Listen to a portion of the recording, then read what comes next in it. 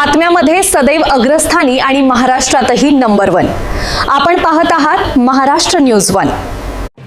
कर्तव्यदक्ष पोलिसांची तत्परता, आंध्र प्रदेशातील बेपत्ता महिला खामगावमधून सुखरूप कुटुंबापर्यंत। खामगाव ग्रामीण पोलिसांची कर्तव्यदक्षता आणि माणुसकीचे उदाहरण घालत हरवलेल्या तेलुगू भाषिक महिलेशी तिच्या कुटुंबाशी सुखरूप भेट घडवून आणली आहे। 31 मार्च रोजी अग्रवाल पेट्रोल पंपाजवळ संशयास्पद अवस्थेत फिरताना एक महिला आढळून आली। PSI राधा इंकर यांनी तिची विचारपूस केली असता ती केवळ तेलुगू भाषेत बोलत असल्याने ओळख पटवणे कठीण झाले।